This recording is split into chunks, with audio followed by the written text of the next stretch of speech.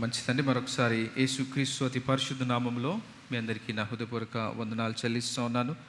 దేవుడు మనందరి జీవితంలో మరొక ఆదివారం దినాన దేవుడు అనుగ్రహించిన విధానం బట్టి దేవునికి వందనాలు చెల్లిస్తూ ఉన్నాం.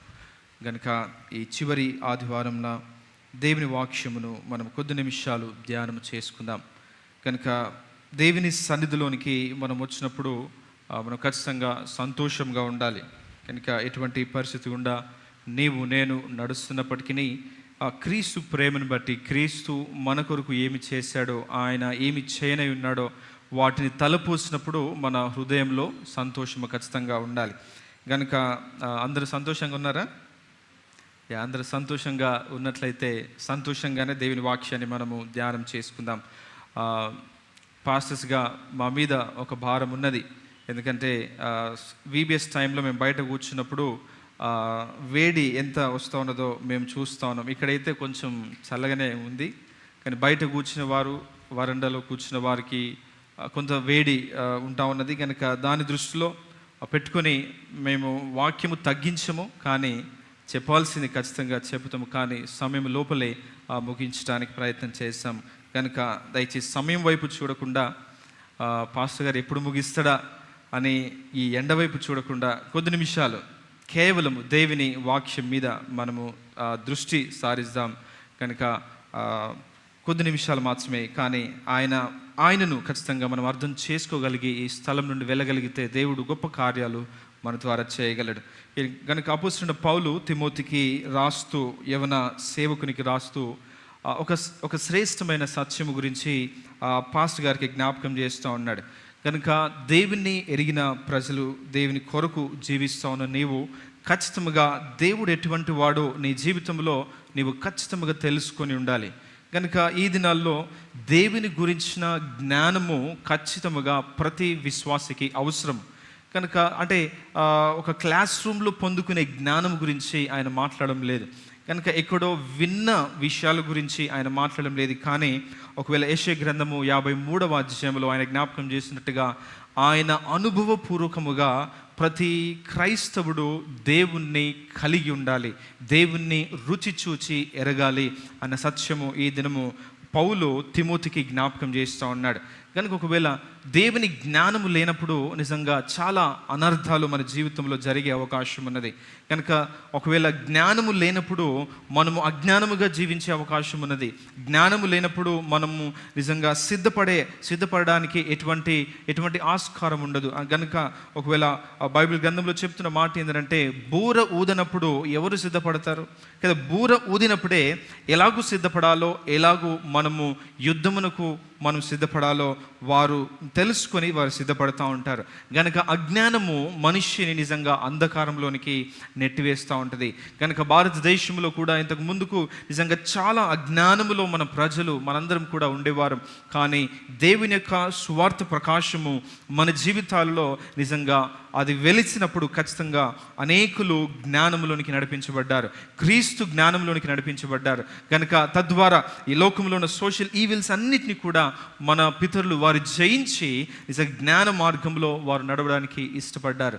కనుక ఒకవేళ ఇక్కడ నిజంగా బైబిల్ గ్రంథం అంతా కూడా చూస్తే, ఒకవేళ హోషే గ్రంథంలో మరి ప్రత్యేకంగా ఒకవేళ ఒక మాట తీయగలిగితే 4వ అధ్యాయంలో, హోషే గ్రంథము 4వ అధ్యాయంలో దేవుని జ్ఞానము లేనప్పుడు ఏమవుతూ ఉంటుందో ఆయన జ్ఞాపకం చేస్తూ ఉన్నాడు. దేవుని జ్ఞానము ఒకవేళ 4వ అధ్యాయము, హోషే గ్రంథం 4వ అధ్యాయం 1వ వచనం, ఇశ్రాయేలు వారలారా యెహోవా మాట ఆలకించుడి, సత్యమును కనికరమును దేవుని గూర్చిన జ్ఞానమును దేశమందు లేకపోవట చూచి యెహోవా దేశ నివాసులతో వ్యాజ్యమాడుతున్నాడు. అంటే దేవుని జ్ఞానము దేశంలో లేకపోవట చూచి నిజంగా దేవునికి, ఆ ప్రజలకు నిజంగా గొప్ప వ్యాజ్యం ఉన్నది, సమాధానము లేదు, నెమ్మది లేదు. నిజంగా వారికి దేవునికి ఎటువంటి అంటే ఒక పీస్ అనేది వారి జీవితంలో లేదు అని హోషేయ మాట్లాడుతూ ఉన్నాడు.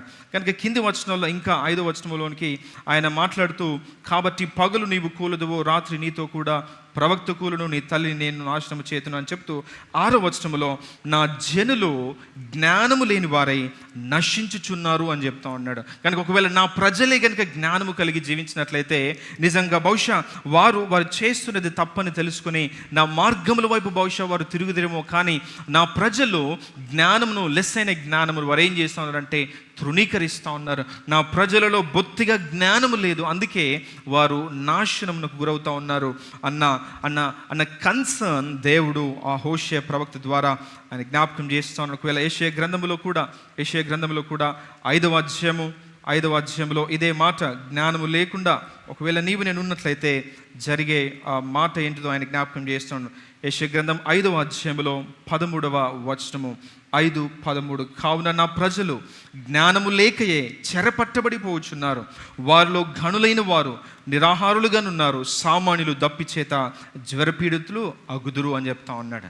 ఆ ప్రజలు ఎందుకు ఎగ్జైల్లోనికి వెళ్ళిపోతూ ఉన్నారు, ఎందుకు చెరలోనికి వెళ్ళిపోతూ ఉన్నారు, ఎందుకు బంధకములలోకి వెళ్ళిపోతూ ఉన్నారు, ఎందుకు బంధకాలలో ఇంకా వారు జీవిస్తూ ఉన్నారంటే నిజంగా దేవుని గురించిన జ్ఞానము వారి జీవితంలో లేదు. దేవుడు ఏమై ఉన్నాడో వారి జీవితంలో వారికి తెలియదు, దేవుడు ఏమి చెబుతా ఉన్నాడో తెలియదు, ఏమి వారి జీవితం నుండి ఆశిస్తూ ఉన్నాడో తెలియదు. కనుక వారు ఒక అంధకారంలో వారు జీవిస్తూ ఉన్నారు, వారు ఒక బంధకాలలో వారు ఉంటూ ఉన్నారు. అందుకే వారు చెరపట్టబడిపోతూ ఉన్నారని యెషయా జ్ఞాపకం చేస్తూ ఉన్నాడు. ఒకవేళ 27వ అధ్యాయం అదే యెషయా గ్రంథము 27వ అధ్యాయం 11వ వచనములో కూడా అదే మాట జ్ఞాపకం చేస్తూ ఉన్నాడు. దాని కొమ్మలు ఎండినవై విరిచివేయబడును, స్త్రీలు వచ్చి వాటిని తగలబెట్టుదురు, వారు బుద్ధిగల జనులు కారు, అనగా జ్ఞానము లేనివారు. వారిని సృజించిన వాడు వారి యందు జాలిపడడు, వారిని పుట్టించిన వాడు వారికి దయ చూపడు. ఎంత భయంకరమైన మాటని ఇక్కడ మనం చూస్తున్నాం. దేవుని జ్ఞానము లేకపోవడం చేత నిజంగా నశించడం మాత్రమే కాదు, చెరలోనికి వెళ్ళిపోవడం మాత్రమే కాదు, అంధకారములో ఉండడం మాత్రమే కాదు, కానీ నిజంగా దేవుని అనుగ్రహమునకు కూడా నిజంగా ప్రజలు దూరం అవడానికి గల కారణం ఏంటంటే ఆ ప్రజలలో దేవుని జ్ఞానము లేదు. అందుకే ఆయన అంటా ఉన్నాడు, వారిని సృజించిన వాడు వారి యందు జాలి పడడు, నిజంగా వారిని పుట్టించిన వాడు వారికి దయ చూపడు అని ఆయన జ్ఞాపకం చేస్తూ ఉన్నాడు. కనుక జ్ఞానము లేకపోవడము నిజంగా మన జీవితాల్లో ఎంతో ఎంతో ఎంతో విచారకరము అని జ్ఞాపకం చేసుకోవాలి. కనుక దేవుని వాక్యము మన జీవితంలో ఉన్నది. ఆయన ఏమై ఉన్నాడో ఆయన వాక్యములో మనము చూస్తూ ఉన్నాము. ఆయన గురించిన అనేకమైన సత్యాలు ఈ వాక్యములో మనకున్నది. కనుక ఆయన గురించి నీవు నేను తెలుసుకోవడము, ఆయనను నీవు నేను వ్యక్తిగతముగా రుచి చూచి అనుభవించడము మనకు దేవుడిస్తున్న గొప్ప సవాలుగా నీవు నేను అర్థం చేసుకోవాలి. అందుకే దానియేలు గ్రంథం 11:32 వచనంలో నిజంగా దానియేలు ఒక గొప్ప సాక్ష్యం ఆయన ఇవ్వగలుగుతా ఉన్నాడు. ఎందుకంటే ఒకవేళ దేవుని ఎరుగువారు బలము కలిగి, తమ దేవుని ఎరుగువారు బలము కలిగి గొప్ప కార్యములు వారు చేయుదురు అని నిజంగా అక్కడ ఆ మాటను అక్కడ మనం చూస్తున్నాం. కనుక ఒకవేళ పౌలు జీవితాన్ని కూడా మనం జ్ఞాపకం చేసుకోగలిగితే ఒక మాట తీద్దామా. ఒకవేళ 2వ తిమోతి రాసిన పత్రికలోనే 1వ అధ్యాయంలో ఆయన అంటాడు ఈ మాట. 1వ అధ్యాయం 12వ వచనములో ఆ హేతువు చేత ఈ శ్రమలను అనుభవించుచున్నాను, కానీ నేను నమ్మిన వాణ్ణి ఎరుగుదును.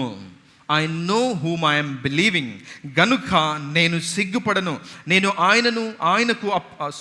ఆయనకు అప్పగించిన దానిని రాబోచున్న ఆ దినం వరకు ఆయన కాపాడగలడని రూఢిగా నమ్ముకొనిచున్నాను. అంటే ఒకవేళ ఇక్కడ పౌలు యొక్క విశ్వాసము ఒక గుడ్డి విశ్వాసము కాదు. అంటే వారి పితరులు మందిరానికి వస్తూ ఉన్నారు, నేను మందిరానికి వస్తూ ఉన్నానన్న ఒక గుడ్డి విశ్వాసంలో ఆయన లేడు. కానీ ఆయనకు దేవునికి ఒక సత్సంబంధం ఉన్నది. ఆయన ఎవరిని నమ్ముతా ఉన్నాడో ఆయనకు ఖచ్చితంగా తెలుసు. ఆయన అంటూ ఉన్నాడు, I know whom I am believing and I know that God will definitely strengthen me in all that I'm doing. అందుకే అంటున్నాడు, నేను నమ్మిన వానిని నేను ఎరుగుదును. ప్రియ క్రైస్తవుడా, ఈ దినము దేవునితో అనేక సంవత్సరాలు నీవు నేను సంబంధము కలిగి నీవు నేను జీవిస్తా ఉన్నాము. మన విశ్వాస ప్రయాణము చాలా చాలా ఉన్నది. కానీ at the end of the day can we say that నేను నా దేవుణ్ణి నమ్ముతా ఉన్నాను అని నీవు నేను చెప్పగలుగుతా ఉంటామా? ఒకవేళ నేను ఎవరిని నమ్ముతా ఉన్నానో, లేక నేను ఎవరితో నడుస్తా ఉన్నానో, ఆయన ఏమై ఉన్నాడో నాకు ఖచ్చితంగా తెలుసు అని ఆయన సాక్ష్యము నీవు నేను ఇవ్వగలగాలి. కనుక చాలాసార్లు ఒక బుకిష్ నాలెడ్జ్ మనకు అనేక సార్లు మనకు ఉంటా ఉంటుంది. అనేక సార్లు అక్కడక్కడ దేవుని గురించి మనం వింటూ ఉంటాము, ఉంటాం, కానీ ఆయనను అనుభవించడము నిజంగా ప్రతి క్రైస్తవుడు చేయాలని దేవుడు ఈ దినము ఆశపడుతూ ఉన్నాడు. అందుకే ఒకవేళ ద్వితీయోపదేశ కాండం 32వ అధ్యాయంలో కూడా అక్కడ వారి జ్ఞానము గురించి మాట్లాడుతూ ఉంటాడు. నా ప్రజలు నిజంగా జ్ఞానము కలిగి వారు చేయనిదేదో వారు యోచిస్తే మంచిది, దాని కడవరి స్థితి యోచించటం మంచిది అని అక్కడ మోషే కూడా దేవుని ప్రజలకు ఆయన జ్ఞాపకము చేస్తూ ఉన్నాడు. కనుక క్రైస్తవులమైన నీవు నేను ఆయనను తెలిసి ఉండడము, ఆయన గురించి తెలుసుకునడము, లేక ఆయనతో ఒక సత్సంబంధము కలిగి ఉండడము ఎంతైనా అవసరము అని దేవుని వాక్యం ద్వారా నీవు నేను హెచ్చరింపబడుతూ ఉన్నాము. కనుక ఒకవేళ ఒక చిన్న ప్రశ్న వేసుకుందాం. ఇంతవరకు అనేక సంవత్సరాలుగా దేవునితో సంబంధము కలిగి ఉన్న నీవు నేను ఆయనని ఎంతవరకు నీవు నేను అర్థము చేసుకోగలుగుతా ఉన్నాం? నిజంగా ఒకవేళ 1 యోహాను గ్రంథములో ఆయన అనేక సార్లు ఒక మాటను ఖచ్చితంగా వాడుతూ ఉంటాడు. ఆ మాట ఏంటంటే, ఒకవేళ నేను దేవుడు పరిశుద్ధుడు అని ఒకవేళ నేను చెప్పగలిగితే దాని అర్థం ఏంటంటే, నేను పరిశుద్ధముగా జీవించినప్పుడే ఆయన పరిశుద్ధ దేవుడు అని నేను వ్యక్తిగతంగా అర్థము చేసుకున్నట్టు. కనుక ఆయన పరిశుద్ధ దేవుడు అని చెబుతూ నేను ఇంకా అపరిశుద్ధతలో కొనసాగితే నిజంగా ఆ దేవునికి నాకు ఎటువంటి సంబంధం లేదు అంటూ ఉంటాడు. కనుక అందుకే 1వ అధ్యాయంలో కూడా ఆయన వెలుగై ఉన్నాడని చెప్పి నేను ఇంకా చీకట్లో జీవిస్తే నేను ఇంకా అబద్ధము ఆడుతూ ఉన్నాను, కానీ నాకు ఆ వెలుగు సంబంధికి ఎటువంటి సంబంధము లేదు అని ఆయన జ్ఞాపకం చేస్తూ ఉంటాడు. కనుక అంటే ఇక్కడ ఎందుకు ఈ మాటలు నేను చెప్తా ఉన్నానంటే, నీవు నేను నమ్ముతున్న దేవుడు ఎటువంటి వాడో ఖచ్చితంగా నీవు నేను ఒక నిర్ధారణలోనికి రావాలి. నీవు నేను నమ్ముతున్న దేవుడు బలహీనుడు కాదు. నీవు నేను నమ్ముతున్న దేవుడు ఒక పాపము కలిగిన దేవుడు కాదు. నీవు నేను నమ్ముతున్న దేవుడు ఈ లోక అధికారము కంటే తక్కువైన వాడు కాదు. నీవు నేను నమ్ముతున్న దేవుడు సృష్టింపబడిన వాడు కాదు. నీవు నేను నమ్ముతున్న దేవుడు నిజంగా ఒక అధికారమునకు లోనైన వాడు కాదు. నీవు నేను నమ్ముతున్న దేవుడు ఆయన సర్వాధికారము కలిగిన దేవుడు. ఆయన లక్షణములన్నీ కూడా బైబిల్ గ్రంథములో ఎంతో గంభీరముగా మనకు కనిపిస్తూ ఉన్నాయి. ఆయన పరిశుద్ధత, ఆయన మంచితనము, ఆయన గొప్పతనము, ఆయన దయ, ఆయన వాత్సల్యత, ఆయన కనికరము, ఇవన్నీ కూడా ఎంతో మెండుగా దేవుని వాక్యములో మనకు కనిపిస్తూ ఉన్నవి. కానీ అవన్నీ కూడా మనము ఈ దినము ధ్యానం చేసుకోం. కానీ ఒకటే ఒక లక్షణము గురించి నేను ఈ దినము జ్ఞాపకం చేసి నేను ముగిస్తాను. ఇక్కడ అపోస్తలుడైన పౌలు తిమోతికి రాస్తూ ఆ లక్షణం గురించి ఆయన మాట్లాడుతూ ఉన్నాడు. 2వ అధ్యాయం తిమోతి రాసిన 2వ పత్రిక 2వ అధ్యాయము 13వ వచనంలో, మనము నమ్మదగని వారమైనను లేక నమ్మకపోయినను ఆయన నమ్మదగిన వాడుగా ఉండును. ఆయన తన స్వభావమునకు విరోధముగా ఏదియూ చేయడు అన్న మాటను అక్కడ నేను చూస్తున్నాం. కనుక will be looking at the faithfulness of God.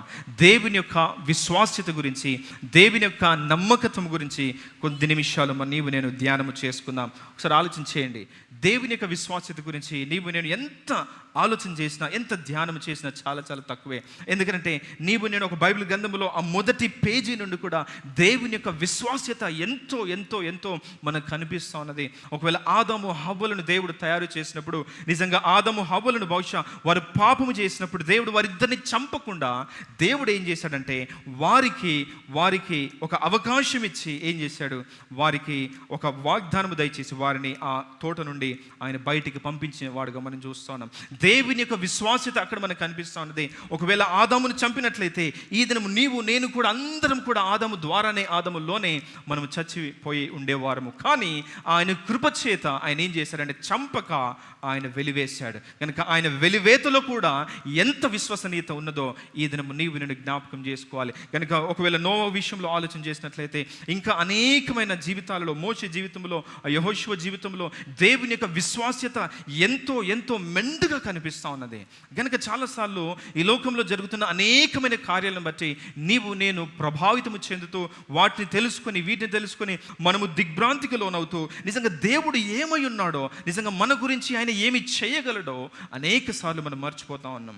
ఆ ప్రజలు జ్ఞానము లేక నశించారు. మనము జ్ఞానము తెలిసి జ్ఞానమును మరచిపోయి అనేక సార్లు నీవు నేను నశించే అవకాశం ఉన్నది, నీవు నేను పడిపోయే అవకాశం ఉన్నది అనే సత్యాన్ని నీవు నేను జ్ఞాపకం చేసుకోవాలి. అందుకే 1 కొరింథీ రాసిన పత్రికలో అపోస్తలుడైన పౌలు ఆయన నమ్మకత్వముల గురించి ఒక చక్కని మాట ఆయన జ్ఞాపకం చేస్తూ ఉన్నాడు.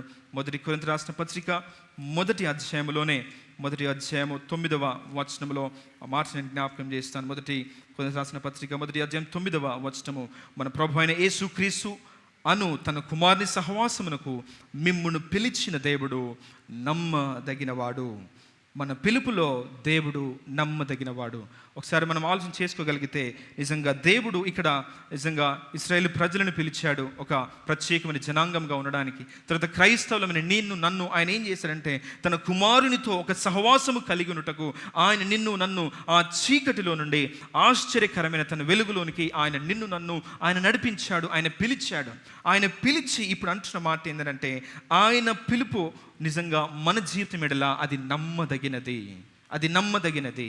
నిజంగా నేను క్రైస్తవుడనేనా అని చాలాసార్లు చాలామందికి నిజంగా ఒకవేళ ఒక ప్రశ్న రావచ్చు. దేవుడు నాతో ఉన్నాడా? దేవుడు నన్ను నడిపిస్తూ ఉన్నాడా? నా కుటుంబం పక్షం ఉన్నాడా? నిజంగా నా జీవితంలో రక్షణ కార్యము దేవుడు జరిగించాడా? నిజంగా ఈ రక్షణ కార్యము జరిగించింది కానీ నిన్ను పిలిచింది కానీ లేకుంటే ఏం నరమాత్రుడు కాదు, అది తప్పిపోవడానికి కానీ లేకుంటే అది నమ్మకత్వాన్ని కోల్పోవడానికి కానీ నిజంగా అది చేసింది నరమాత్రుడు కాదు. అందుకే ఆయన అంటా ఉన్నాడు, ఏ దేవుడైతే నిన్ను నీ పాపముని కడిగి పరిశుద్ధతలోనికి నడిపించాడో, వెలుగులోనికి నడిపించాడో, ఆ వెలుగులో నిన్ను స్థాపించుటకు ఆయన నమ్మదగినవాడు. ఆయన నమ్మదగినవాడు. నిజంగా ఆయన నమ్మకత్వములో ఆయన మన పక్షంలో చేసే ఆ కార్యాలలో ఎటువంటి మార్పు ఉండదు. When God is calling a person, God అంటే వాని యొక్క అంతమును చూసి దేవుడు ఆ వ్యక్తిని పిలుస్తూ ఉన్నాడు. కనుక God is seeing our life as N entirety even from eternity. ఒక నిత్యత్వపు వెలుగులో దేవుడు నిన్ను నన్ను చూస్తూ ఉన్నాడు.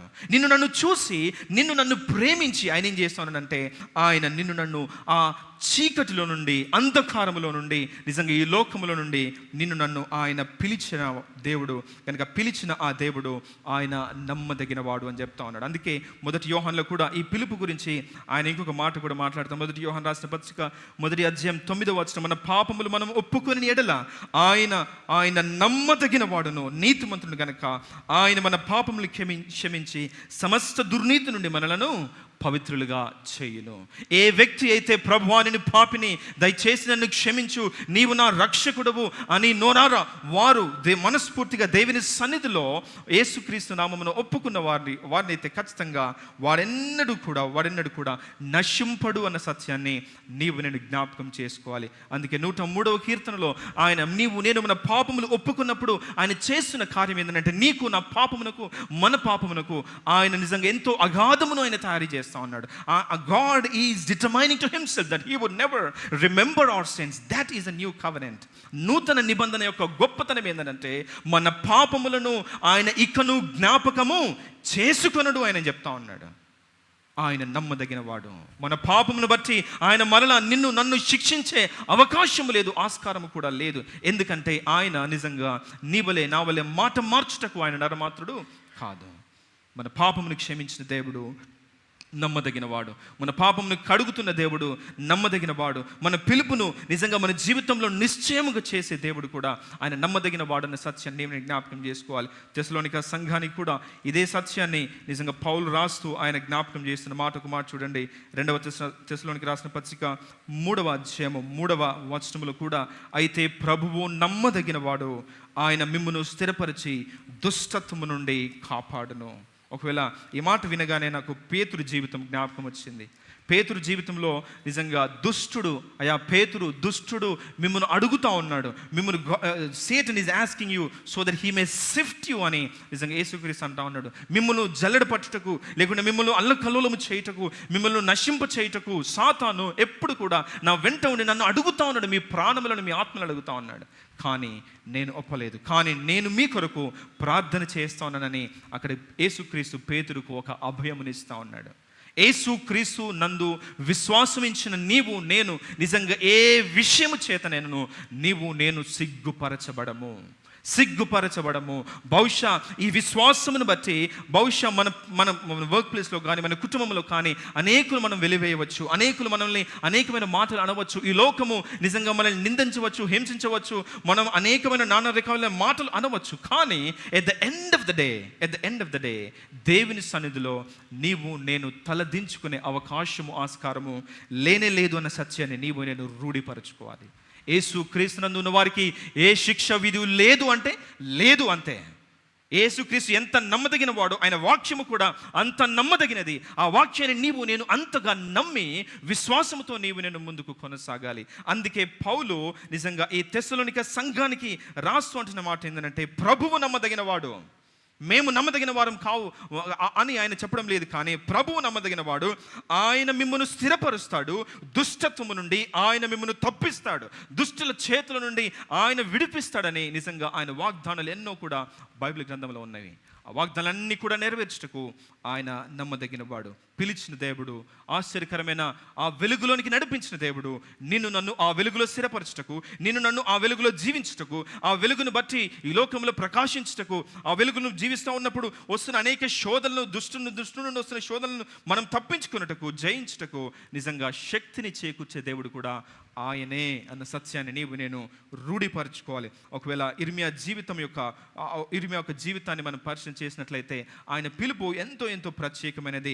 ఒక వెలివేయబడిన కుటుంబం నుండి నిజంగా ఇర్మియా నిజంగా పిలువబడ్డాడు కనుక ఒకవేళ ఆయన జీవితము చాలా చాలా కష్టములతో, నష్టములతో చేకూర్చబడ్డ జీవితము, ఆయన పిలుపును ఒకవేళ నీవు నేను అర్థం చేసుకోగలిగితే, ఆయన ఒక వెలివేయబడ్డ అనాతోతు అనే గ్రామంలో ఉంటున్న కొందరు వ్యక్తుల నుండి ఆయన పిలిచి దేవుడు ఆయనకి ఇస్తున్న గొప్ప అభయం ఏంటంటే, 4వ వచనంలో, మొదటి అధ్యాయం 4వ వచనంలో, నాకు ప్రత్యక్షమై యెహోవాకు నాకు ప్రత్యక్షమై ఈలాగు సెలవిచ్చినము, గర్భములో నేను నిన్ను రూపింపక మునిపే నేను నిన్ను ఎరిగితిని. ఈ మాట ఎంత నమ్మదగినది కదా. నిజంగా ఈ మాట వినగానే బహుశా ఇర్మియా జీవితంలో ఎంత సంతోషము. ఎందుకంటే వారు చాలా కాలముగా అన్ఫెయిత్ఫుల్నెస్ బట్టి, అంటే వారు దావీదుకు అపనమ్మకముగా ఉన్నారు గనుక అబ్యాతారు వారి యొక్క తరమంతటిని దావీదు వెలివేసి ఆ సొలొమోను వెలివేసినప్పుడు వారు అనాతోతు అనే గ్రామంలో వారు నిజంగా ఒక చీకటిలో, అంధకారంలో వారు జీవిస్తూ ఉన్నారు. అటువంటి సమయంలో దేవుడు ఇర్మియా యుద్ధకు వచ్చి అంటున్న మాట ఏంటంటే, నిజంగా నీవు ఇంకా నీ తల్లి గర్భంలో రూపింపబడక మునుపే నేను నిన్ను ఎరిగాను. ఈ లోకం బహుశా నిజంగా నీవు ఇంకా వెలివేయబడ్డ వాడి వల్లనే చూస్తున్నది, కానీ నేను నిన్ను ఎరిగాను అని చెప్తా ఉన్నాడు. నీవు గర్భం నుండి బయలుపడక మునిపే నేను నిన్ను ప్రతిష్ఠించి తిని, జనములకు ప్రవక్తగా నేను నిన్ను నియమించి తిని. నిజంగా ఒక ఎక్స్పీరియన్స్డ్ పాస్టర్తో చెప్తున్న మాట కాదు ఇది. ఒక వెలివేయబడ్డ కుటుంబంలో ఒక అనామకునితో దేవుడు చెప్తున్న మాట ఏంటంటే, నీవు బలవంతుడవు, నీవు జనములకు ప్రవక్తగా ఉండబోతా ఉన్నావు, నేను నిన్ను నియమిస్తానని దేవుడు ఆ మాట నిజంగా ఆయన జీవితంలో నిజంగా పలికినట్టుగా మనం చూస్తా ఉన్నాము. గిద్యోను కూడా నిజంగా చాలా చాలా చాలా పిరికివాడు. నిజంగా ఆయన ఏది చేయలేని పరిస్థితిలో శత్రువులు తన దేశాన్ని చుట్టుముట్టుతా ఉన్నప్పుడు నిజంగా ఆయన ఎక్కడో దాక్కుంటా ఉన్నాడు. కానీ దేవుడు ఆయనను కనుగొని ఆయన అంటున్న మాట ఏంటంటే, నీవు పరాక్రమం గల బలాఢ్యుడు అని నిజంగా ఆ పిరికి గిద్యోనును ఏం చేశాడంటే దేవుడు నిజంగా బలవంతునిగా తయారు చేశాడు. ఆయన నమ్మదగిన వాడు. ఆ గొప్పతనము గిద్యోనిది కాదు, ఆ గొప్పతనము ఇర్మియాది కాదు, ఆ గొప్పతనము నిజంగా అక్కడ అబ్యాతారు వారి కుటుంబముది కాదు, ఎవరిది కాదు, దేవునిదే. ఆ గొప్పతనము దేవునిదే. ఈరోజు నీవు నేను పిలువబడుతూ ఉన్నామంటే, ఈరోజు నీవు నేను రక్షణను అనుభవిస్తూ ఉన్నామంటే, ఈరోజు నీవు నేను ఆయనతో సంబంధమును కలిగి ఉంటా ఉన్నామంటే అది ఆయన నమ్మకత్వము. He is faithful. ఆయన మన పక్షమున కార్యము చేస్తున్నాడు కాబట్టి, ఆయన ఇచ్చిన పిలుపుకు ఆయన నమ్మకముగా ఉంటా ఉన్నాడు కాబట్టి ఈ దినము ఆ పిలుపులో నీవు నేను కొనసాగలుగుతా ఉన్నాం. ఇర్మియా జీవితంలో నిజంగా ఆయన జీవితాన్ని పరిశీలన చేస్తే చాలా భయంకరమైన జీవితము. నిజంగా ఎంత కష్టాలు తన జీవితంలో అనుభవించాడంటే చాలా కష్టాలు అనుభవించాడు. కనుక అట్టి వ్యక్తితో నిజంగా ఒకవేళ ఇక్కడ కింది వచనంలో అంటున్న మాట ఏంటంటే, ఒకవేళ 6వ వచనంలో అందుకు అయ్యో ప్రభువా యెహోవా చిత్తగించుము, నేను ఇంకా బాలుడనే మాట్లాడ నాకు శక్తి చాలదని నేను అనగా, యెహోవా నాకు ఇలాగ సెలవిచ్చి, నేను బాలుడని అనవద్దు, నేను నిన్ను పంపువారి యొద్దకు నీవు పోవలను, నీకు ఆజ్ఞాపించిన సంగతులన్నీ చెప్పవలను, వారికి భయపడకుమో, నిన్ను విడిపించుటకు నేను నీకు తోడై ఉన్నాను, ఇదే యెహోవా వాక్కు. నిజంగా ఎంత ధైర్యమిచ్చే మాట ఇదంటే, నిజంగా ఇర్మియా ఎక్కడ నిలబడి దేవుని వాక్యం ప్రకటించినా కూడా నిజంగా ఈ మాట, ఈ పిలుపు తన జీవితంలో భవిష్యత్ జ్ఞాపకం వచ్చి ఉంటా ఉన్నది. అందుకే నిజంగా అనేకులు తన కాలములో నిజంగా ప్రజలను మభ్యపెట్టడానికి, ప్రజలను సంతోష పెట్టడానికి నిజంగా పరిచర్య చేస్తున్న క్రమంలో దేవుని కొరకు నిక్కచ్చిగా నిలబడ్డ నిజంగా ఇర్మియాను ఇక్కడ నీవు నేను చూస్తాను. ఎందుకంటే ఆయన నమ్మిన దేవుడు నమ్మదగినవాడు. ఆయన ప్రజలను నమ్ముకొని పరిచర్యకు రాలేదు. నిజంగా ఏదో లాభం వస్తుందని పరిచర్యకు రాలేదు. నిజంగా అసలు ఆయనకు పరిచర్య చేయాలన్న ఆశ కూడా లేదు. దేవుడు పిలిచి స్థిరపరిచి బలపరిచి అవకాశం ఇచ్చి ఆయన ఏం చేస్తున్నాడంటే బలపరిచి నిజంగా ప్రజల ముందు నిలబెడతా ఉన్నాడు. ఇప్పుడు ఆ వ్యక్తితో అంటున్న మాట ఏంటంటే, నీవు వారికి భయపడవద్దు. అందుకే ఒకవేళ కింది వచనాల్లో ఇంకా 20వ అధ్యాయంలో ఒకవేళ మనం చూసినట్లయితే ఒకవేళ ఇర్మియా యొక్క పరిచర్య గురించి ఇంకా విశదంగా నీవు నేను అర్థం చేసుకోవచ్చు. ఇర్మియా 20వ అధ్యాయము 7వ వచనం, యెహోవా నీవు నన్ను ప్రేరేపింపగా నీ ప్రేరేపణకు లోబడితిని, నీవు బలవంతము చేసి నన్ను గెలిచితివి, నేను దినమెల్లా నవ్వుల పాలైతిని, అందరూ నన్ను ఎగతాళి చేయుదురు. కదా, చాలాసార్లు క్రైస్తవులుగా జీవించటకు నేను నిజంగా ఇటువంటి నవ్వుల పాలు అయ్యే అవకాశం ఉంటా ఉన్నది. ఇర్మియా జీవితంలో కూడా ఈ అనుభవం ఉన్నది. ఎక్కడ వెళ్ళి ఆయన దేవుని వాక్యం ప్రకటించినా కూడా నిజంగా ఆయనను చూసి నవ్వుతూ ఉన్నారంట. ఈరోజు లాలగూడ సంఘాన్ని అభినందించాలి. ఎందుకంటే ఎప్పుడు మీరు మమ్మల్ని నవ్వి మమ్మల్ని అపహేళన చేయలేదు కనుక ఎక్కడ అనేకులు నిజంగా మమ్మల్ని బలపరుస్తూ ఉన్నారు. అందును బట్టి దేవునికి నేను వందనాలు చెల్లిస్తూ ఉన్నాను. ఇటువంటి విధానంలో కొనసాగుతున్న విధానం బట్టి దేవునికి వందనాలు. కానీ ఇర్మియా జీవితము, ఇర్మియా పరిచర్య ఇటువంటిది కాదు. మా వలె ఇలాగూ సూట్లు వేసుకొని మీ నుండి అభినందనలు పొందుతూ, మీ నుండి ప్రేమను పొందుతూ, ఆ ఆప్యాయత పొందుతూ ఆయన పరిచర్య చేసిన తరుణము తన జీవితంలో లేదు.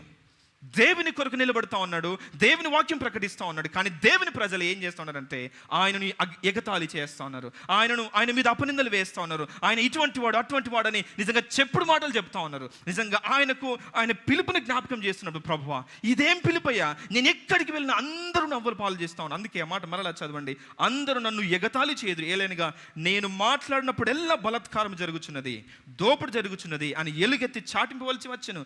దినమెల్ల యెహోవా మాట నాకు అవమానమునకును అపహాస్యమునకు హేతువాయను. నీ వాక్యమును బట్టియే ప్రజలు నన్ను అవమానిస్తూ ఉన్నారు, నీ వాక్యమును బట్టి నన్ను అపహేళన చేస్తూ ఉన్నారు. అయినప్పటికీ నిజంగా నేను నీ పరిచర్యలు కొనసాగుతాను. కానీ ఆయనను బలపరిచింది ఏంటిది అని ఒకవేళ నీవు నేను అర్థం చేసుకోగలిగితే, నిజంగా ఒకవేళ కింది వచనాలలో ఆయన జ్ఞాపకం చేస్తూ ఉన్నాడు. 9వ వచనంలో, ఆయన పేరు నేను ఎత్తను, ఆయన నామం బట్టి ప్రకటింపను అని నేను అనుకుంటున్నా అంటా ఉన్నాడు.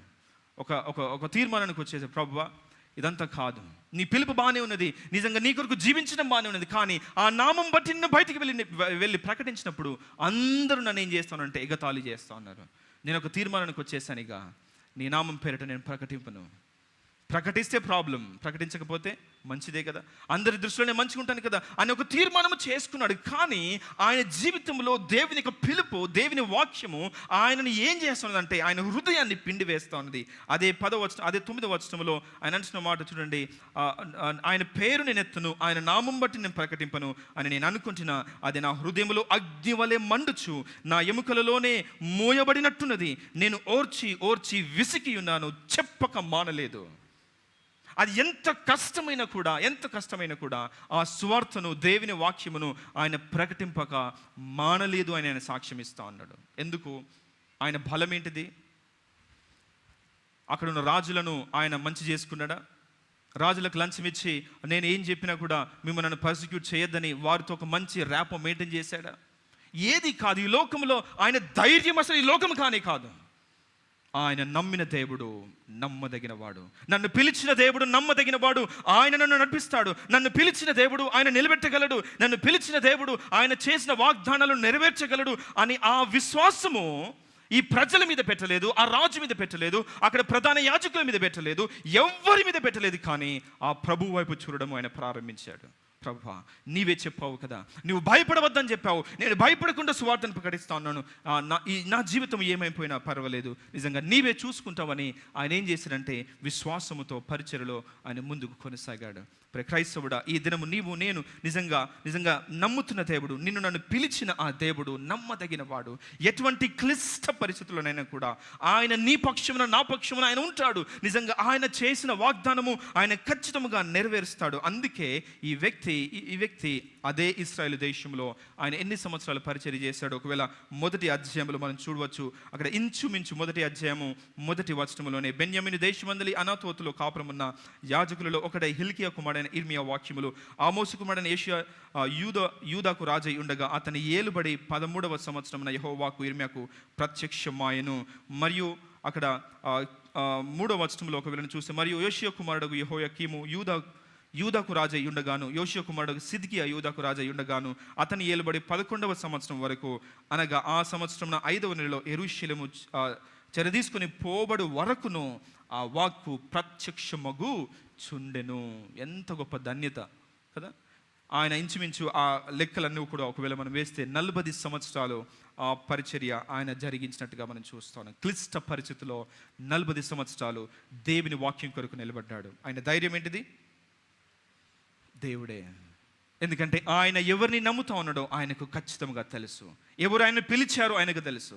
ఈరోజు నిజంగా ఆ క్లారిటీ ఒకవేళ నీకు నాకు ఉండగలిగితే, క్రైస్తవులంగా నీవు నేను ఎక్కడ దేవుడు నన్ను నిలబెట్టినా కూడా నీవు నేను ఆయన సాక్షిగా జీవించడానికి అవకాశం ఉంటుంది. చాలాసార్లు ఈ జ్ఞానము లేకయే మనం పొరబడుతూ ఉన్నాము, ఈ జ్ఞానము లేకయే మనం పడిపోతా ఉన్నాము, ఈ జ్ఞానము లేకయే క్రీస్తు కొరకు జీవించడంలో ఏమున్నది, అందరి వల్ల నేను జీవిస్తే బాగుంటుందని ఈ లోకముతో మనం సంధి చేసుకొని నిజంగా ఈ లోకానుసారులుగా జీవించే అవకాశము మన జీవితాల్లో అనేక సార్లు ఉంటా ఉన్నది. కనుక ఇర్మియా యొక్క ధైర్యము దేవుడే.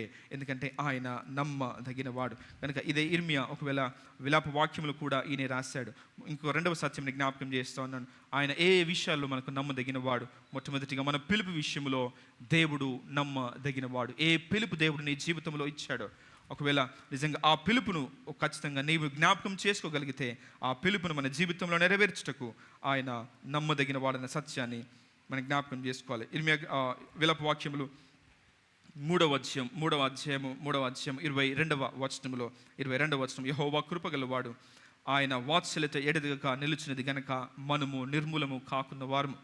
అనుదినము నూతనముగా ఆయన వాత్సల్యత పుట్టుచున్నది, నీవు ఎంతైనా నమ్మదగిన వాడవు.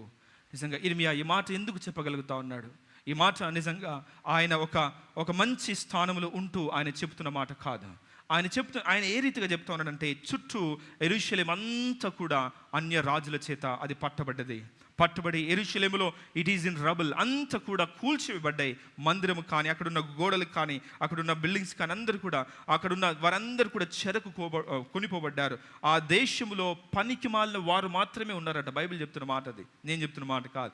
ఒకవేళ ఇర్మియా గ్రంథం మనం చదివితే దేనికి ఏ విషయానికి పనికి రాని వారిని ఏం చేశారంటే, రాజులు చెరకు ఎవరిని తీసుకుపోయారంటే షడ్రక్ మేషక్ అబేద్నగో దానియేలు అంటే మంచి ఉపయోగపడే వారిని అందరినీ చెరకు తీసుకుని పోయి నిజంగా సామాన్యమైన ప్రజలను అక్కడ వదిలిపెట్టి వెళ్ళిపోయారంట. అటువంటి ప్రజలతో ఇర్మియా అక్కడ ఉంటా ఉన్నాడు. ఉండి నిజంగా దేవుణ్ణి ఆయన నిజంగా నిందిస్తూ ఉన్నాడా? నీవు నమ్మదగిన దేవుడు అయితే ఇదంతా ఎందుకు జరుగుతూ ఉన్నదయ్యా? నీ పిలుపు ఉన్నతమైనదైతే, నీ పిలుపు సరైనదైతే ఇదంతా ఎందుకు జరుగుతూ ఉన్నదని నిజంగా దేవుణ్ణి ఆయన నిందించలేదు.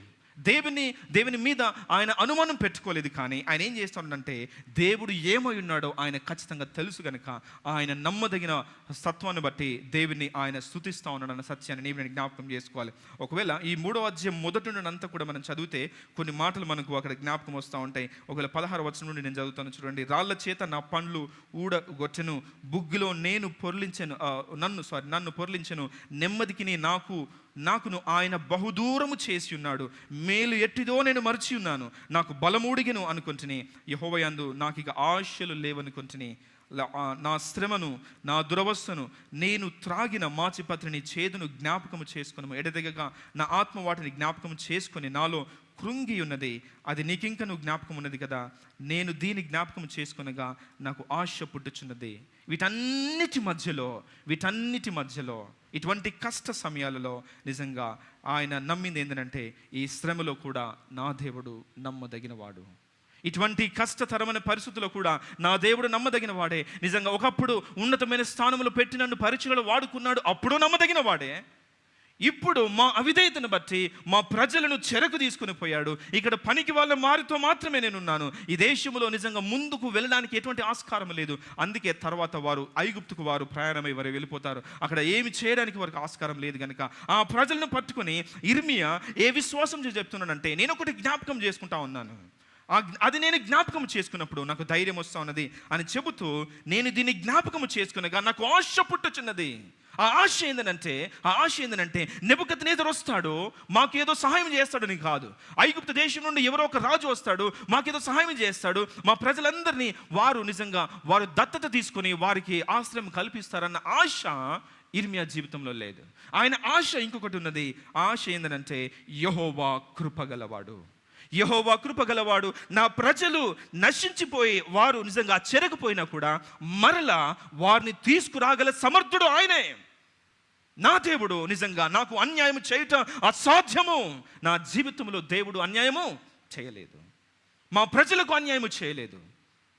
ఈ శ్రమలో కూడా ఇర్మియాను బలపరిచింది ఏంటంటే దేవుని యొక్క లక్షణము, దేవుని యొక్క నమ్మకత్వము. అందుకే ఆయన అంటా ఉన్నాడు, నాకు ఆయన గురించిన ఆలోచన రాగానే నా హృదయంలోకి ఆశ పుడుతూ ఉన్నది. ఎందుకంటే నాకు ఆయన ఉన్నాడు కదా, నాకు సహాయం చేస్తాడు. ఆయన కృపగలవాడు, నాకు ఆశ పుట్టుచున్నది. యెహోవా కృపగలవాడు, ఆయన వాత్సల్యత ఎడతెగక నిలుచున్నది గనక మనము నిర్మూలము కాకున్న వారము గనక మనం ఇంకా చనిపోలేదు. చెరలో ఉన్నారు, కష్టంలో ఉన్నాము, నష్టంలో ఉన్నాం, కానీ మన ప్రాణం ఇంకా మన జీవితంలోనే ఉన్నది. అది దాని సూచన ఏంటంటే God is still working with us, working in us అన్న సత్యాన్ని నీవు జ్ఞాపకం చేసుకోవాలి. ఈ దినము మన జీవితంలో ఇంకా ఆయుష్ ఉన్నది అని అంటే ఖచ్చితంగా దాని యొక్క సూచన ఏంటంటే God has something to do with all of us today. ఈరోజు మార్నింగ్ సర్వీస్లో ప్రకాశం పాస్టర్ గారు కూడా ఇదే జ్ఞాపకం చేస్తూ వచ్చాడు. ఒకవేళ దేవుని ధవల సింహాసనం ఎదుట నీవు నేను నిలిచినప్పుడు నీవు నేను మరలా మార్చుకోవడానికి ఏది లేదు. మార్చుకోవడానికి ఏదైనా అవకాశం ఉన్నది అంటే మనలో ఇంకా ప్రాణము ఉన్నప్పుడే. ఈ ప్రాణము ఉన్నది గనుక నీవు నేను మారుటకు అవకాశం ఉన్నది, నీవు నేను నిజంగా ఆయనకు దగ్గర రావుటకు అవకాశం ఉన్నది. ఇది ఇర్మియాను బలపరుస్తున్నది. ప్రభువా ఇంకా ప్రాణం ఉన్నది కదా, ప్రభువా ఇంకా మేము బ్రతుకున్నాము కదా, ఇంకా నీవు కూడా బ్రతుకున్నావు కదా, మేము అనాథలము కాదు. ఇటువంటి కష్ట పరిస్థితిలో కూడా నీవు మమ్మను అనాథలుగా విడిచిపెట్టవు అని ఆయన విశ్వాసముతో ఆయన అంటా ఉన్నాడు. మేము నిర్మూలము కాలేదు, అది నీ కృపయే. అన్ను దినము నూతనముగా ఆయనకు వాత్సల్యత పుట్టుచున్నది. ఈ దినము ఉగ్రత పుట్టింది, ఈ దినము కష్టము పుట్టింది, మేము చెరకపోయాము. కానీ ఒక దినము, దేర్ ఈజ్ అ టుమారో, ఒక దినము ఉన్నది, రేపు అనే ఒక దినము నిజంగా ఆయనకున్నది. ఆ దినము వాత్సల్యత పడుతుంది. అది మా బలము. ఆ వాత్సల్యత కొరకు, ఆ వాత్సల్యత పుట్టుటకు అది ఎన్ని సంవత్సరములు అయినా కూడా ఆ దినము కొరకు మేము ఎదురు చూస్తాము. కానీ దేవుణ్ణి అవమానపరచము, దేవునికి విరుద్ధముగా జీవించము, దేవుని నిజంగా ఇష్టానుసారంగా మేము అనమని ఆయన ఒక తీర్మానం చేసుకుంటున్నాడు. అనుదినము నూతనముగా ఆయనకు వాత్సల్యత పుట్టుచున్నది, ఆయనకు వాత్సల్యత పుట్టుచున్నది. నీవు ఎంతైనా నమ్మదగినవాడు, తన్ను ఆశ్రయించిన వారి ఎడల యెహోవా దయాళుడు, తన్ను వెదుకు వారి ఎడల ఆయన దయ చూపును. ప్రభువు ఎల్లకాలము విడనాడు వాడు కాడు అన్న తీర్మానముతో ఆ బూడిదలో కూర్చొని దేవుని స్తుతించగలుగుతా ఉన్నాడు. యోబు జీవితంలో కూడా ఇదే సత్యాన్ని అనేక సార్లు మనం జ్ఞాపకం చేసుకుంటా ఉన్నాం. ఆయన జీవితంలో సమస్తము కోల్పోయాడు, ఆధారము లేదు, ఏది కూడా లేదు తన జీవితంలో. కానీ నా విమోచకుడు సజీవుడు. ఒకవేళ నేను క్షీణించిపోతున్నానేమో, నా జీవితంలో సమస్తం నేను కోల్పోతున్నాను, కానీ నన్ను పిలిచిన దేవుడు నమ్మదగినవాడు. ఈ శ్రమలో కూడా నా పక్షంలో ఉంటాడని అక్కడ ఆయన జ్ఞాపకం చేస్తాను. 2 కొరింథీ రాసిన పత్రిక నిజంగా పౌలు యొక్క శ్రమల గురించి కూడా ఆయన జ్ఞాపకం చేస్తూ ఉన్నాడు. 2 కొరింథీ రాసిన పత్రికలో 1వ అధ్యాయంలోనే చాలాసార్లు మెమోరియల్ సర్వీసెస్లో ఇది మనం జ్ఞాపకం చేసుకుంటూ ఉంటాం. 2 కొరింథీ రాసిన పత్రిక 1వ అధ్యాయం 3వ వచనంలో 4వ వచనం నుంచి చదువుతాను. దేవుడు మమ్మను ఏ ఆదరణ చేత ఆదరించున్నాడో ఆ ఆదరణతో ఎట్టి శ్రమల్లో ఉన్న వారినైనను ఆదరించుటకు శక్తి గల వరమాగునట్లు ఆయన మా శ్రమ అంతటిలో మమ్మను ఆదరించున్నాడు. క్రీస్తు యొక్క శ్రమలు, ఈ మాట చాలా చాలా ప్రాముఖ్యమైనది. క్రీస్తు యొక్క శ్రమలు మా యందు ఎలాగూ విస్తరించున్నవో అలాగే క్రీస్తు ద్వారా ఆదరణయు మాకు విస్తరించుచున్నది. మేము శ్రమ పొందినను మీ ఆదరణ కొరకు, రక్షణ కొరకు పొందుచున్నాం కనుక 7వ వచనంలో మీరు శ్రమలలో ఎలాగూ పాలువైరి ఉన్నారో అలాగే ఆదరణలో పాలువైరి ఉన్నారని ఎరుగుదుము అని ఆయన జ్ఞాపకం చేస్తూ ఉన్నాడు.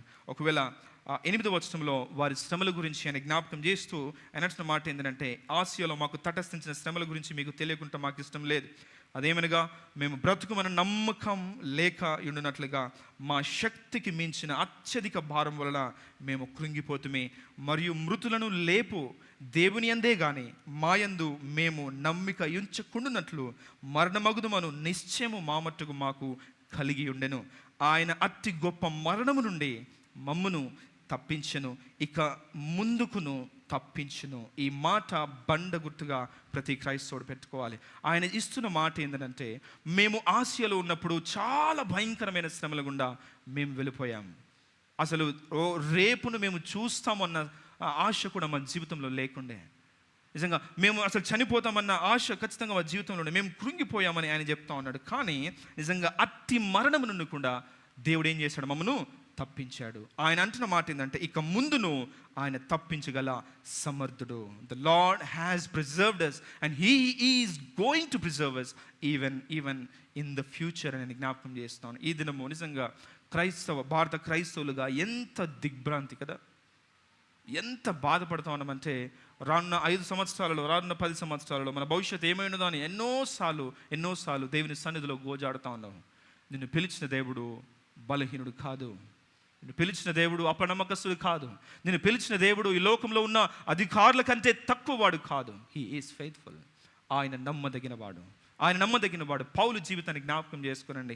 వారు ఎంత కష్టమును, ఎంత పర్సిక్యూషన్ను వారి జీవితంలో అనుభవించినా కూడా తుదకు ఆయన ఇస్తున్న సాక్ష్యం ఏంటంటే, ఇట్టి మరణము నుండి దేవుడు మమ్మల్ని తప్పించాడు. Past tense. అదే దేవుడు ఇక ముందును తప్పించగల సమర్థుడు. ఈ దినము మనకున్న ధైర్యము ఏంటంటే దేవుని వాక్యమే. మనకున్న ధైర్యం ఏంటంటే దేవుని యొక్క విశ్వసనీయతనే. ఎందుకంటే మనము వెనుకకు తిరిగి చూసినప్పుడు తన ప్రజలను కానీ తన ఇష్టానుసారమైన జీవించిన వారిని కానీ ఎన్నడూ కూడా దేవుడు విడిచిపెట్టిన దేవుడు కాదు. ఒకవేళ ఇదే 4వ అధ్యాయం చూసామా, 2 కొరింథీ రాసిన పత్రిక 4వ అధ్యాయంలో ఇంకా వారి శ్రమల గురించి ఆయన అంటున్న మాట 4వ అధ్యాయంలో ఒకవేళ 7వ వచనం నుండి కింది 18 వచనాలు అంతా కూడా అదే ఆయన మాట్లాడుతూ ఉన్నాడు. ఆయన అంటున్న మాట 10వ వచనం చదువుతాను. యేసు యొక్క జీవం మా శరీరం మందు ప్రత్యక్షపరుటకై యేసు యొక్క మరణానుభవం మా శరీరం మందు ఎల్లప్పుడూ వహించుకుని పోవచ్చున్నాము గనుక ఏలేనిగా యేసు యొక్క జీవము ఒకవేళ కింది వచనాల్లో ఒకవేళ మేము 8వ వచనంలో కూడా ఎటు పోయినను శ్రమ పడుచున్నాము, ఇరికింపబడిన వారము కాము, అపాయములో నున్నను కేవలం ఉపాయము లేని వారం కాము, తిరగబడుచున్నను తరమబడుచున్నను దిక్కులేని వారము కాము, పడద్రోయబడినను నశించు వారము కాము. పడద్రోసిన అంటే ఎంత భయంకరమైన పరిస్థితి వచ్చినా కూడా వాటన్నిటి నుండి దేవుడు తప్పించాడా లేదా? అందరు చెప్పాలి. దేవుడు తప్పించాడా? అది కేవలం పౌలుకేనా, లేక నమ్మే నీకు నాకు కూడా ఈ దినము మన కన్సర్న్ ఏదైనా ఉండాలంటే, నిజంగా దేవుడు ఏ పరిస్థితి గుండా ఈ సంఘమును లేక భారతదేశంలో ఉన్న సంఘమును నడిపించినా కూడా God is going to be faithful. దేవుడు నమ్మదగిన వాడు. అవిశ్వాసము చేత, అజ్ఞానము చేత నేను దిగ్భ్రాంతిలో ఉండాల్సిన అవసరం లేదు. ఎందుకంటే when you look back on God's faithfulness, when you back upon God's faithfulness, ఎక్కడ కూడా తన ప్రజలను ఆయన విడనాడిన దేవుడు విడనాడిన వాడు కాదు. అక్కడ అంత చుట్టూ ఇరికిపడ్డా కూడా, అట్లా ఉన్న కూడా మేము ఉపాయము లేని వారము కాదంటా ఉన్నాడు. అంటే అందులో నుండి తప్పించుటకు దేవుడు ఉపాయం ఇచ్చాడు, అందులో నుండి బయటకు వచ్చుటకు దేవుడు సహాయం చేశాడు అని చెబుతూ, అందుకే 16వ వచనంలో కావున మేము ఏంటిది అందరు చెప్పాలి మాట, కావున మేము అందరం కలిసి ఒకటేసారి చెప్పాలి, కావున మేము అధైర్యపడము. ఎందుకు అధైర్యపడము? దేవుడు నమ్మదగినవాడు కాబట్టి మనకు ధైర్యము. దేవుడు నమ్మదగినవాడు కాబట్టి మేము అధైర్యపడమన్న సత్యాన్ని నన్ను జ్ఞాపకం చేసుకోవాలి. ఒకవేళ పాత నిబంధన కాలంలో నిజంగా ఐగుప్తులో కూడా, అక్కడ ఐగుప్తులో అనేకమైన శ్రమలు, తెగులు ఉన్నాయి. కానీ గోషెనులో ఏదైనా తెగులు ఉన్నదా? ఇది ఎప్పుడో చిన్నప్పుడు సండే స్కూల్లో మనం నేర్చుకున్నాం కదా. మనం VBS కూడా చేస్తాం, VBSలో బహుశా నేర్చుకుని ఉన్నాం. కానీ ఇది మనల్ని ఎందుకు బలపరచడం లేదు? ఏదో తెగులు రాబోతున్నది, ఏదో కష్టం రాబోతున్నదని దాని మీద మన దృష్టి ఉంచి దేవుని అవమానపరిచే బదులు నిజంగా దేవుడు ఏమి చేశాడో, తన ప్రజల పక్షంలో ఏ గొప్ప కార్యాలు చేశాడో వాటి యందు నేను నమ్మిక ఉంచినప్పుడు ఆయన సహాయం ఖచ్చితంగా చేస్తాడు. ఆయన నిజంగా ఆ గోషేనును తెగులు రాకుండా ఆయన కాపాడాడు. లాలగూడను, భారతదేశమును ఆయన కాపాడగల సమర్థుడు. ఎందుకంటే ఆయన నమ్మదగినవాడు. ఒక చిన్న మాట చెప్పి నేను ముగిస్తాను. 3వ సత్యము ఏ విషయంలో ఆయన నమ్మదగినవాడు అంటే, ఆయన మన విషయంలో ఇచ్చిన వాగ్దానాలు నెరవేర్చటలో ఆయన నమ్మదగినవాడు. హెబ్రీ రాసిన పత్రిక 10వ అధ్యాయంలో ఇదే మాట ఆయన జ్ఞాపకం చేస్తూ ఉన్నాడు. హెబ్రీలకు రాసిన పత్రిక 10వ అధ్యాయము 23వ వచనము 23వ వచనములో వాగ్దానము చేసిన వాడు నమ్మదగిన వాడు గనుక మన నిరీక్షణ విషయమే మనం ఒప్పుకున్నది నిశ్చలముగా పట్టుకుందాము. మొట్టమొదటిగా మనం చూసిన సత్యం ఏంటంటే మనము అంటే ఆయన నమ్మకత్వము, మన పిలుపులో ఆయన నమ్మదగిన వాడు. మన శ్రమలలో, మన కష్టములలో, మన నష్టములలో ఆయన నమ్మకత్వాన్ని ఆయన చాటుకున్నాడు. తర్వాత ఒకవేళ మనం ఆలోచన చేసుకోగలిగితే ఆయన వాగ్దానములలో కూడా ఆయన నమ్మదగిన వాడు. ఏ వాగ్దానం అయితే నీకు నాకు ఆయన ఇస్తా ఉన్నాడో ఆ వాగ్దానాలన్నింటినీ కూడా ఆయన నెరవేర్చగలుగుటకు ఆయన సమర్థుడైన దేవుడు అన్న సత్యాన్ని జ్ఞాపకం చేసుకోవాలి. ఆదము హవ్వను ఆ తోట నుండి పంపించిన తర్వాత ఆయన 3వ అధ్యాయం 15వ వచనంలో నేను ఈ లోకంలోనికి వస్తానని వాగ్దానం చేశాడు. గలతీ రాసిన పత్రిక 4వ అధ్యాయం 4వ వచనం ప్రకారము తగిన కాలమును ఆయన స్త్రీ సంతానముగా పుట్టి ఈ లోకంలో తన ప్రాణం అర్పించి ఆ వాగ్దానం నెరవేర్చాడు. కనుక ఆయన మొదటి రాకడలో అనేకమైన వాగ్దానాలు నెరవేర్చబడ్డాయి. రెండవ రాకడగా ఆయన నేను మరలా రాబోతా ఉన్నాను, ఇదిగో త్వరగా వచ్చుచున్నానని వాగ్దానం చేశాడు. నిజంగా ఆ వాగ్దానం చేసిన దేవుడు ఆయన నమ్మదగిన వాడన్న సత్యాన్ని నీవు నేను జ్ఞాపకం చేసుకోవాలి. కనుక ఇక్కడ నేను ఎంఫసైజ్ చేయాల్సిన ఇంకొక మాట ఏంటంటే, ఒకవేళ తిమోతి రాసిన పత్రికలోనే మనం చదువుకున్న వాక్య భాగంలోనే ఆ మాట మనకు కనిపిస్తుంది. 2వ అధ్యాయము తిమోతి రాసిన 2వ పత్రిక 2వ అధ్యాయము 13వ వచనంలో ఆ మాట మనము నమ్మదగని కదా, దగని కదా, మనం నమ్మదగని వారమైనను ఆయన నమ్మదగిన వాడుగా ఉండును. ఈ మాట ఎంత ధైర్యాన్ని ఇస్తుందంటే, నిజంగా అంటే పాపం చేయడం కాదు, ఇంకా అపనమ్మకంగా ఉండడం కాదు, కానీ నిజంగా ఒకవేళ పడిపోయినా కూడా ఆయన ఎంతగా నన్ను బలపరచగల సమర్థుడో ఇక్కడ జ్ఞాపకం చేస్తూ ఉన్నాడు. కొన్నిసార్లు దేవుడిచ్చిన వాగ్దానం మనం నమ్ముతామా కదా, చాలాసార్లు మనం నమ్మము కదా. శారమ్మకు కూడా దేవుడు ఒక వాగ్దానం చేశాడు. అమ్మ వచ్చే సంవత్సరము అంటే దేవుడు వాగ్దానం చేసి జ్ఞాపకం చేశాడు అంతే. వచ్చే సంవత్సరము నువ్వు కుమారుని కనబోతున్నావు అంటే ఆమె అంటే అబ్రహాముతో చెప్తున్నప్పుడే ఆమె ఇంట్లో ఆమె టెంట్లో ఉండి ఆమె ఏం చేస్తూ ఉన్నది, నవ్వుతూ ఉన్నది. శారమ్మ ఎందుకు నవ్వింది? నమ్మలేదు. ఈ ముసలిదానికి ఇప్పుడెక్కడ పిల్లలు పుడతారు అని ఆమె ఆలోచన చేసుకొని నిజంగా దేవుని యొక్క గొప్పతనాన్ని ఆమె నిజంగా అపనమ్మకంగా తీసుకొని ఆమె నవ్వింది. అందుకే ఆయన కుమారునికి ఏమని పేరు పెట్టారు? ఇస్సాకు, అంటే నవ్వు కదా. అసలు ఇస్సాకు పుట్టినప్పుడు గొప్ప వింత అయిందంట. అక్కడ ఉన్నవారు అందరూ వచ్చి చూశారంట, అరే వీళ్ళు ముసలులకు ఇలాగూ పిల్లలు పుట్టారని అనేకులు వచ్చి నిజంగా ఇస్సాకును వారు చూస్తూ ఉన్నారంట. దేవుడు చేసే కార్యాలు ఆ రీతిగా ఉంటాయి. కొన్నిసార్లు మన హృదయాలను నవ్వుకుంటామేమో ఆయన వాగ్దానం చేసినప్పుడు, నీవు ఇదవుతావు అదవుతావు అని దేవుడు వాగ్దానం చేసినప్పుడు అని నవ్వుకుంటామేమో. ఒకవేళ బయటికి చెప్పకపోయినా హృదయంలో నిజంగా నవ్వుకుంటామేమో. కానీ నిజంగా వాగ్దానం చేసిన వాడు నమ్మదగిన వాడు. ఆయన అంటున్న మాట ఏంటంటే, నీవు నమ్మకపోయినను కదా, ఇక్కడ ఉన్న మాట అదే కదా, మనము నమ్మదగిన వారు అని చెప్తే ఫుడ్ నోట్స్ ఉన్న మాట ఏంటంటే, మనం నమ్మకపోయినను, కొన్నిసార్లు ఆ వాగ్దానము యొక్క విలువ మనకు అర్థము కాకపోయినను మన క్షేమము నిమిత్తం ఆయన ఏం చేస్తాడంటే, ఆయన నమ్మకముగా ఉండి ఆయన ఏం చేస్తాడు, ఆ వాగ్దానాన్ని నెరవేరుస్తాడు. కనుక ఒకవేళ ఇదే సత్యము మనకు ఒకవేళ ద్వితీయోపదేశకాండం 31వ అధ్యాయంలో 5 నుండి 8 వచనాల్లో నిజంగా దేవుడు మోషే ద్వారా ఇశ్రాయేలు ప్రజలకు జ్ఞాపకం చేస్తూ ఉంటాడు. కనుక ఈ ఎన్నో వాగ్దానాలు మన జీవితంలో దేవుడు చేశాడు, కానీ మనం నమ్మలేదు. అయినప్పటికీ దేవుడు తన వాగ్దానాన్ని నెరవేరుస్తూ ఆయన ముందుకు నడిపించాడు. నెహెమ్యా నుండి ఒక మాట మనం చదువుదాం. నెహెమ్యా గ్రంథము 9వ అధ్యాయంలో 17వ వచనంలో ఒక మాట చూద్దామా.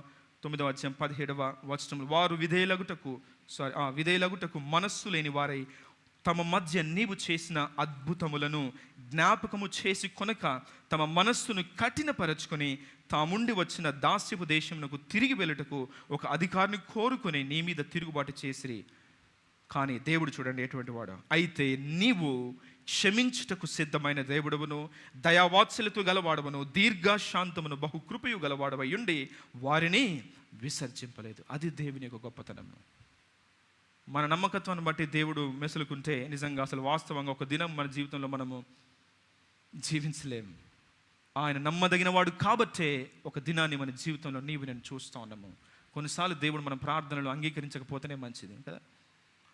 చాలాసార్లు మా ప్రార్థన అంగీకరిస్తలేడు, దానికి జవాబు ఇస్తలేడు అని చాలాసార్లు మనం బాధపడిపోతాం. కానీ ఆ ప్రార్థనలు ఎందుకు అంగీకరిస్తలేడంటే అది మనకు ప్రమాదము. అందుకే దానికి జవాబు మనకు దొరకదు. ఆయన మనకు నిజంగా మనం ప్రేమించి మన ప్రార్థనల్ని ఆయన అంగీకరించడం లేదు. కొన్నిసార్లు మన శత్రువు నశించాలని ఎన్నిసార్లు ప్రార్థన చేస్తూ ఉన్నాం మనం కదా.